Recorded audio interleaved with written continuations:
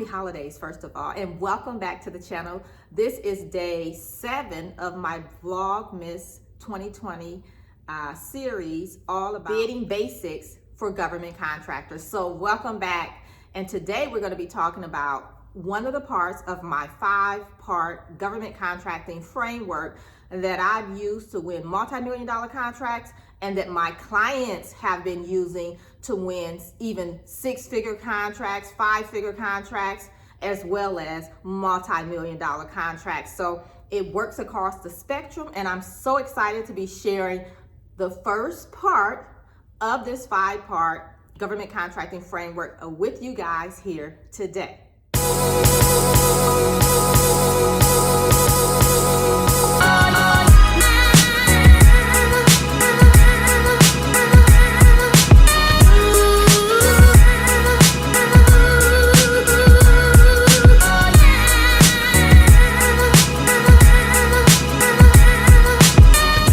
So I have notes today because I have 10 things that I want to make sure I share with you as it relates to, one, positioning your business to be ready to bid and win government contracts. And so we're going to dive into preparing to bid, all around positioning, things that you need to put in place to position your company to be ready to, one, bid and then also win government contracts. Okay.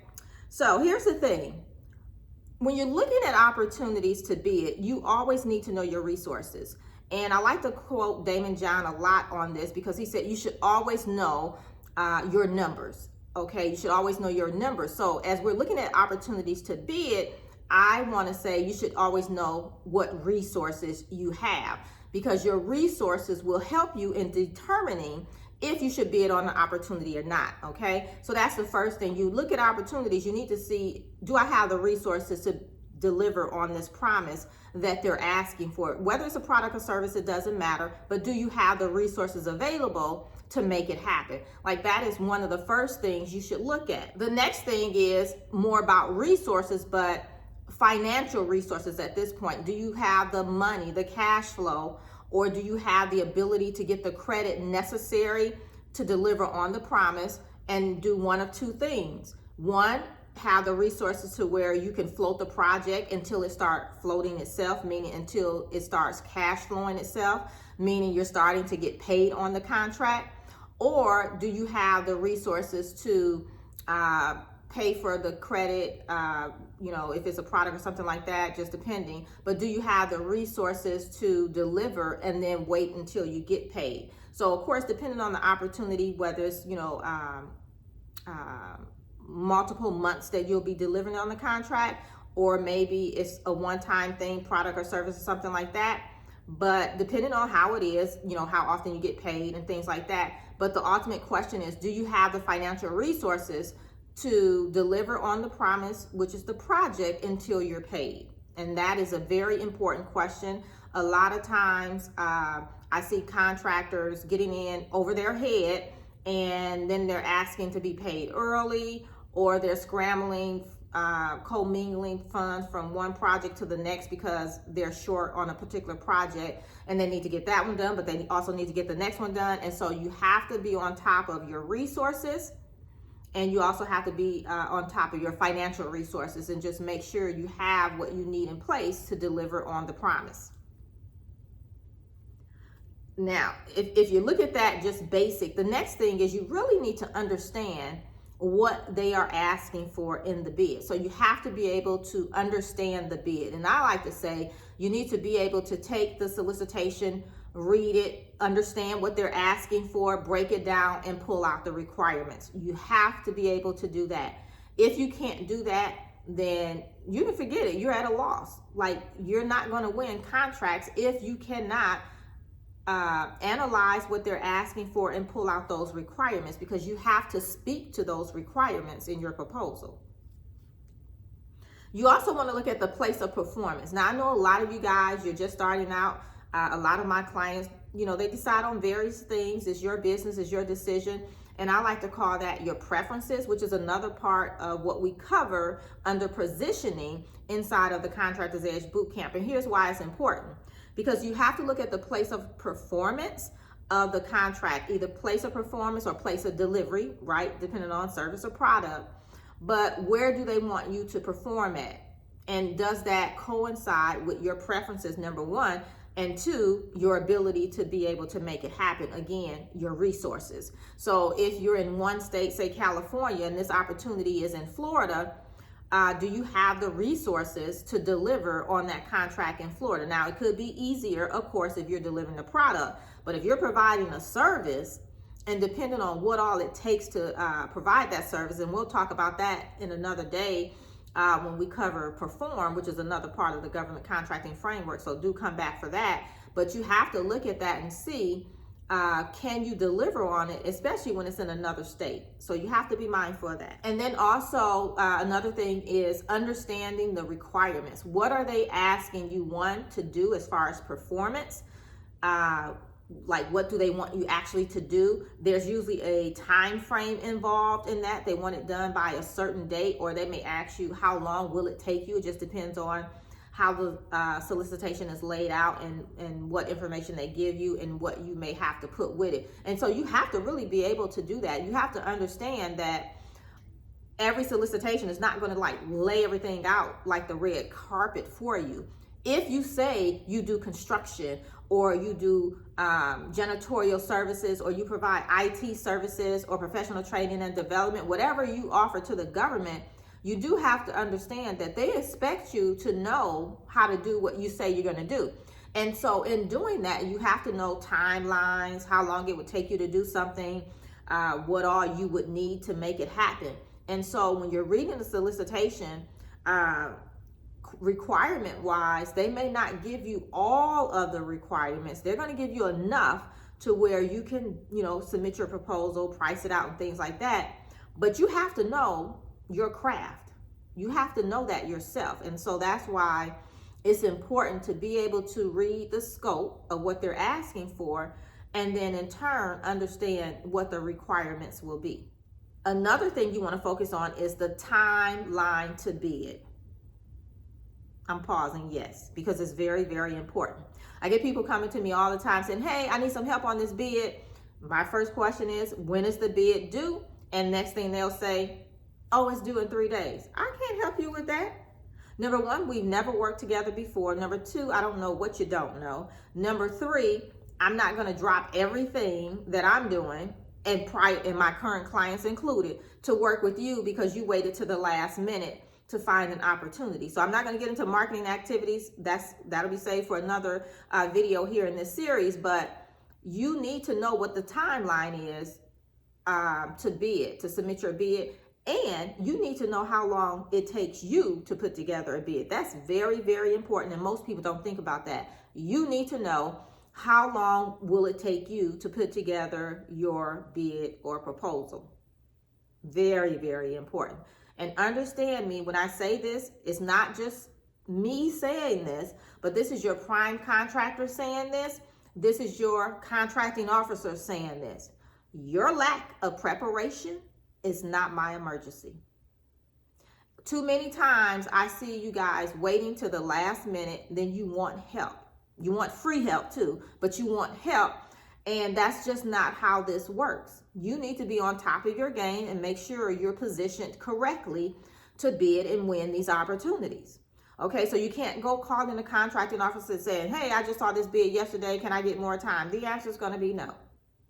If they say yes, that just means because they haven't received any bids or they don't have anyone. That's a whole nother conversation. But I can tell you 99.9999% of the time, the answer is going to be no.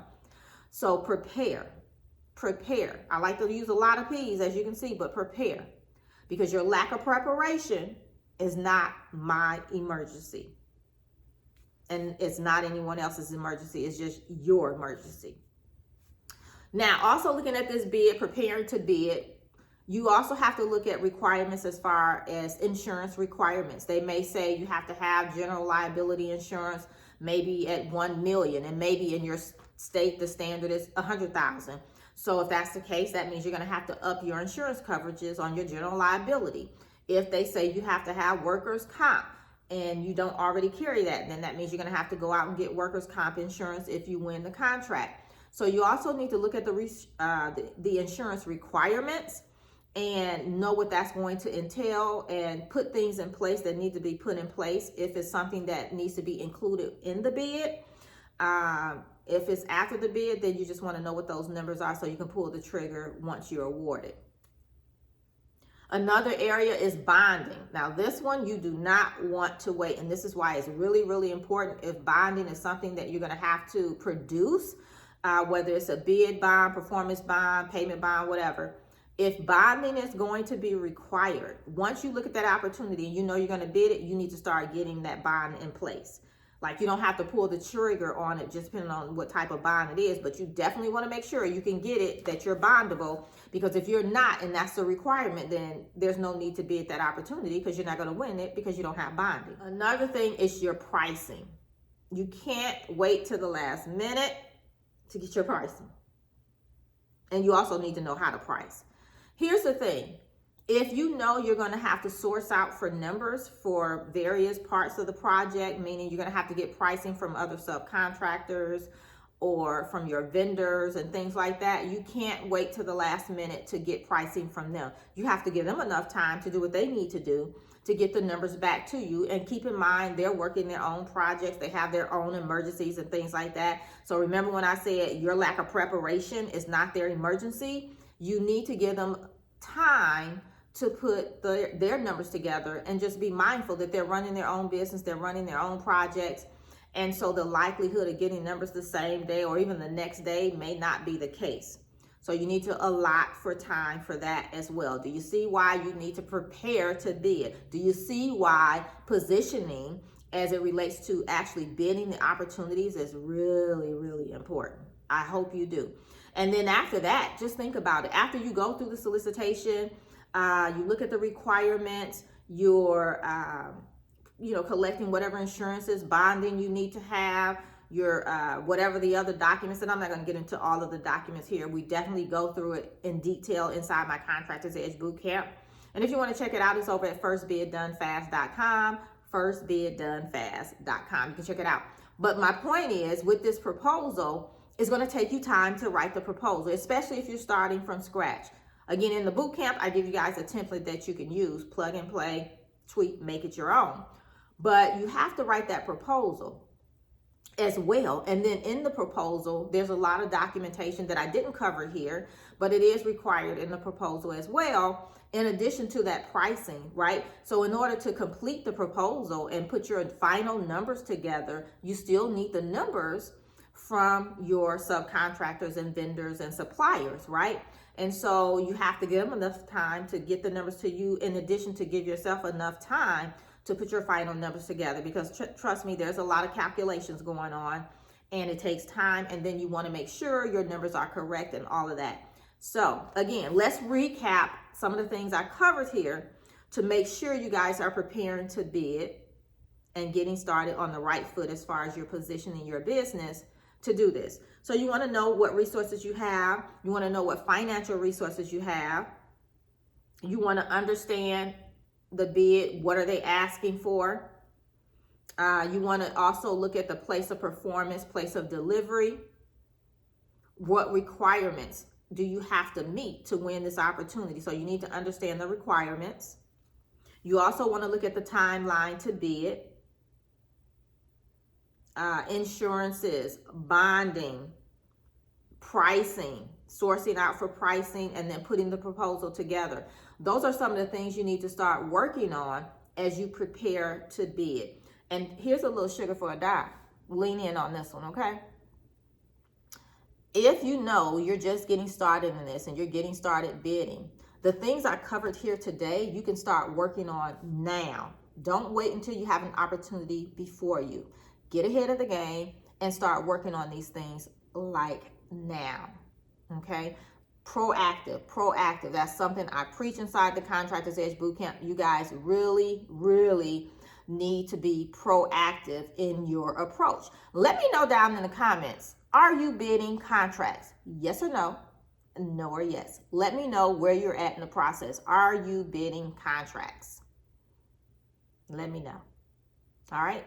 So there you have it. We just shared some things that you need to do as you prepare to bid contracts. And guess what? This works whether you're doing federal government contracts, state, local, county contracts, private sector contracts, corporate contracts. You still need to put this foundation together and position yourself to be able to bid and win contracts successfully. All right. So here's the thing. If this is your first time here, make sure you subscribe to this channel. Also turn on the notification bell. Remember, this is Vlogmas 2020. So I'm putting out new videos every day. Pray for me. But I'm doing it. I committed to it. I was challenged to do it. And I'm bringing it here for you guys every day, all the way up until Christmas. So make sure you check back every day. Watch the video. And I want to challenge you guys on two things today. Two. Because I see you watching. I see the comments. I read all of my comments. But I want to challenge you to two things today. Start positioning your company to bid and win contracts. That's the first thing. I've given you steps here. So if you don't have them in place, start working on them. And two, I want to challenge you to share this video out. Because I can guarantee you, even if you know people that's already bidding contracts, they may be scrambling every time and they're not doing all the foundational things that they need to. And they're either coming across a couple of things. One, they're bidding and not winning. Or two, they actually win the contract, but their profit margins suck. And we're going to cover that. That's a part of my framework, profit. We're going to cover that. But for right now, just share this video out. You know, you can easily click the share button, share it to your favorite social media site, whether it's Twitter, LinkedIn, Facebook. You can share it on Instagram. Wherever you want to share it out and just share the love. It's the holiday season. Why not? All right. So don't forget. Subscribe if you haven't, and like this video, and turn on your notification bell. And remember, you're just one contract away. All right, I'll see you right back here tomorrow. Bye for now.